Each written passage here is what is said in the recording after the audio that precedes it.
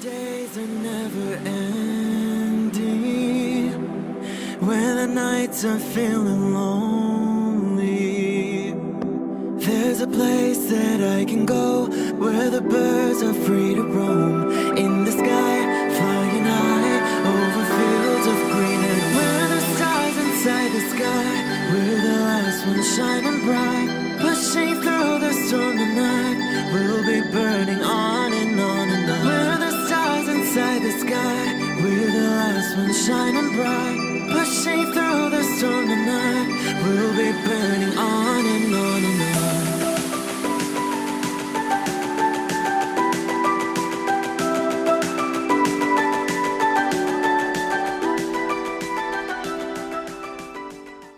Hello Gemini, this is Inspire 2016 with your weekly tarot reading for the week commencing the 30th of August until the 6th of September 2021.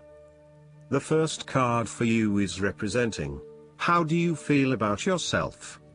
Your card is the Fool. This is the time for you to set forth on a new journey, one that is completely unknown and will take you to uncharted territories. The Fool is all about new experiences, personal growth, development and adventure. The Fool card asks you to take a leap of faith and to trust in the universe, in that if you begin a new journey, you will find success. This Fool lives a carefree life, free from worry and anxiety. He does not seem to mind if he does not really know what lies ahead. The Fool card may represent a choice to be made, one of vital importance. However, there are always many different options available and the choice must be made wisely. If you are facing a decision or moment of doubt, the Fool encourages you to believe in yourself and follow your heart, no matter how crazy or foolish your impulses may seem. This is a time when you need to truly believe and have faith in where the universe is taking you. The Fool is an excellent card to meditate on if you are experiencing a lot of fear in your life. The Fool enhances courage, risk-taking and the creative expression needed to open up new areas in your life. The Fool is always whole, healthy and without fear. He is the spirit of who we are, the spirit expressed and experienced as wonder, awe, curiosity and anticipation. We never know what is in the future, but like the Fool we must blindly go forward. You need to trust that you are a spirit born into flesh to enjoy life and grow in experience. Take a chance and see what happens. The second card for you is representing, what do you want most right now? Your card is the Three of Pentacles. What do you want most right now is experiencing prosperity and success in your goals. This can be achieved only if you continue to work toward the fulfillment of your dreams and do not allow disillusionment to dampen your enthusiasm. You need to do work that is satisfying to you and that you can be truly proud of. What new beginnings are you experiencing in the material realm? Is there some project or creative venture you have been putting off because of fear of failure? The Three of Pentacles indicates that dreams can be made real with persistence, determination, and effort. The Three of Pentacles may also suggest that you need help to complete your work and can draw on the knowledge and experience of others. It may be beneficial to share your work with a partner, but only if they are as conscientious as you. At the core of the Three of Pentacles is the notion of teamwork and collaboration. In the card, we see a young mason working hard on building part of the cathedral. The two monks enter, with their worldly knowledge and spiritual understanding, to bring a new perspective to the mason's work. Even though their backgrounds, experience levels and knowledge is very different, they are able to come together to share their expertise in a way that creates synergy and improved results. There is no us and them or any sense of superiority. Rather, each person has something unique to offer and is willing to learn from others involved in the project. Everyone is getting the job done together and is contributing to the group through effective listening and sharing. This is a positive card to see when teamwork, collaboration and cooperation are required between parties with different levels of experience. The third card for you is representing your fears. Your card is the King of Pentacles. You might be afraid of losing and obsessed with material things, including good food, wine or sex. These can be fun but can also be taken to an extreme. You can also be very stubborn and traditional about some things, which could be exasperating. You will do anything for money. You can be either a workaholic or an extremely lazy person who expects others to look after you financially. You may care only for your own possessions, and uses other people to gain them. The King of Pentacles can also indicate a male significant figure in your life from the earth signs, who can be highly rigid in his approach. So when this king shows up in a reading, look at your life. Are you feeling stuck in a rut? Having your feet on the ground is a good thing, but everybody needs to lighten up once in a while and stick their heads in the clouds, even if it is just for a breath of fresh air. There is a fear of commitment or a strong desire not to be committed to anyone. You may have thought you met the man of your dreams or your future husband in this person, but you have quickly come to realize that he is not what you are looking for. He may not be as reliable or dependable as initially thought, and instead he has become overly controlling, authoritative and possessive in your relationship with him. The fourth card for you is representing what is going for you. Your card is the Four of Pentacles. You are very conservative about money and are not inclined to gamble in financial matters. You were very protective of what you have accumulated over time, and slowly and steadily you increased your net worth through saving money and safe investments. You were self-sufficient both financially and emotionally, as you often equate money with emotional security.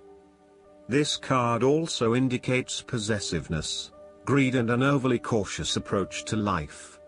You may be afraid to take risks, both financially and emotionally, for fear of losing everything that you have attained so far. As a result, you may be vaguely unhappy and unfulfilled. Deep down you are starting to realize that you have sold out for a conservative and overly safe approach to life.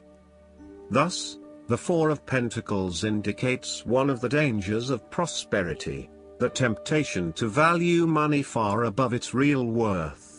If wealth and financial success lead to a miserly or penny-pinching attitude, then you have found yourself in a narrow-minded state where nothing is perceived to have any significant value other than money.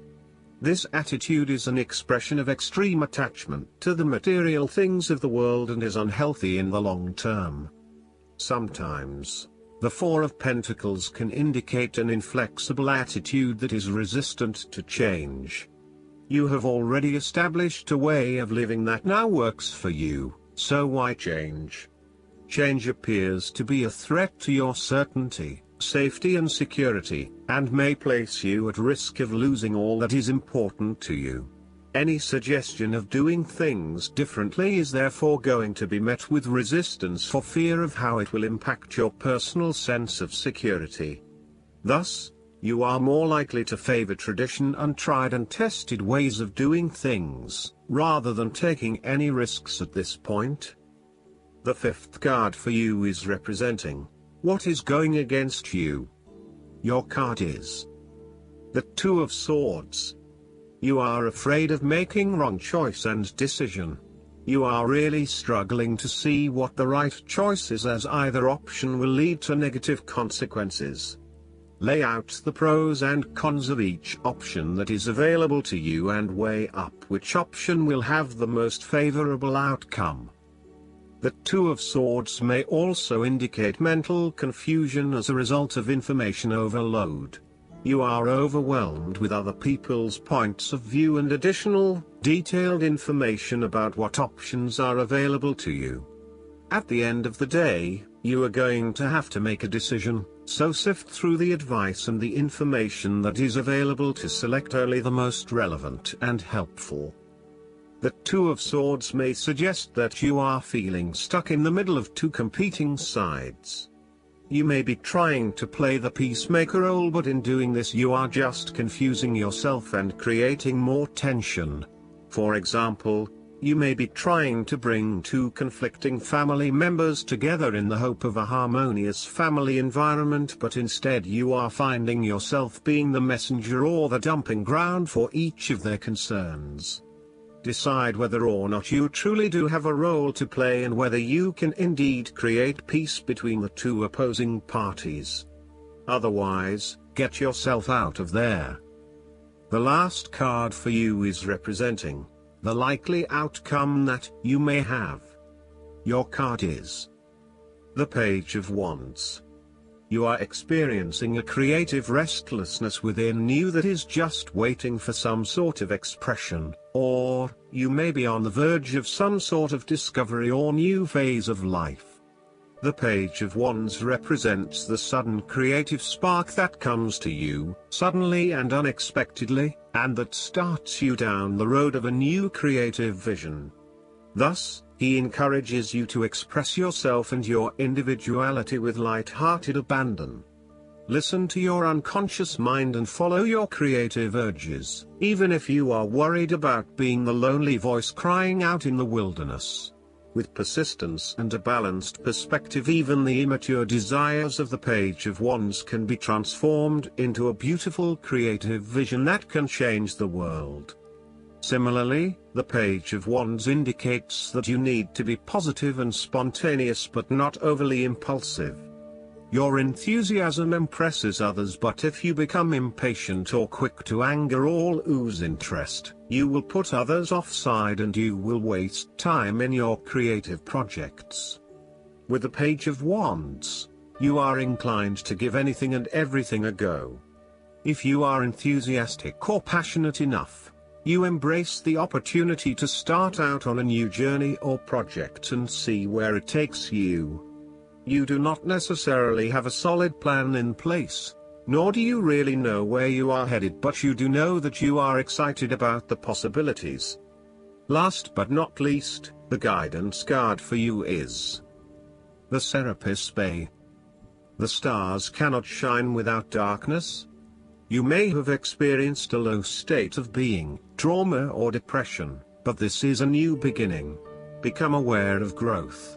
There is always room for improvement. There's also a sense of presentation now. You may be receiving documentation or certification to acknowledge your growth or experience.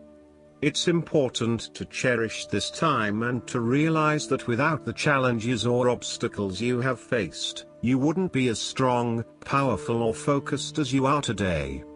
You are ascending personally and spiritually at this time, and the universe is here to support it. I hope that you enjoy everything, and if you like the reading, just please click subscribe and you will get instant notifications every time we publish a new video right to your YouTube. Thanks.